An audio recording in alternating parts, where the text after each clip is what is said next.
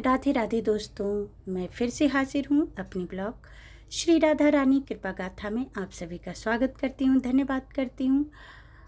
जिन लोगों ने मेरे चैनल को सब्सक्राइब नहीं किया है वो सब्सक्राइब कर ले मेरे चैनल को, और लाइक और शेयर कर दें बेल आइकन दबाकर, क्योंकि मैं और भी अपने जीवन से जुड़ी हुई बातें मैं अपने ब्लॉग में रख रही हूँ।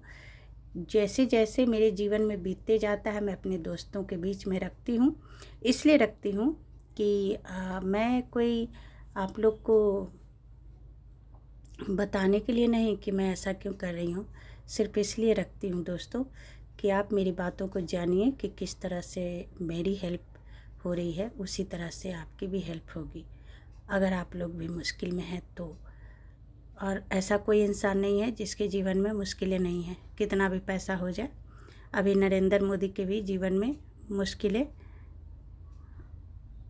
अंदर ही अंदर हो रही होंगी, ऐसा नहीं है, कोई भी इंसान ऐसा नहीं है। लेकिन हाँ, वो भी भक्ति भाव में है। अगर वो पीएम हो के भी भक्ति भाव में हैं तो बहुत बड़ी बात है।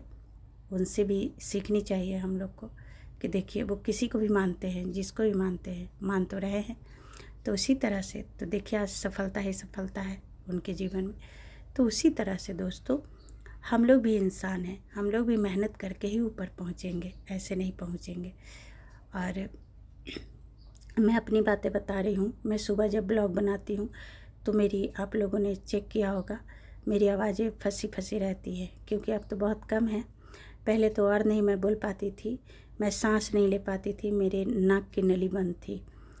और वो इतने मतलब साइनस जिसको बोला जाता है उसमें प्रवृत्त होने वाला था। और उसके बाद उस बीमारी से, उस कफ से मुझे एक तरफ का मेरा लंग्स दाहिने तरफ का बंद हो गया था।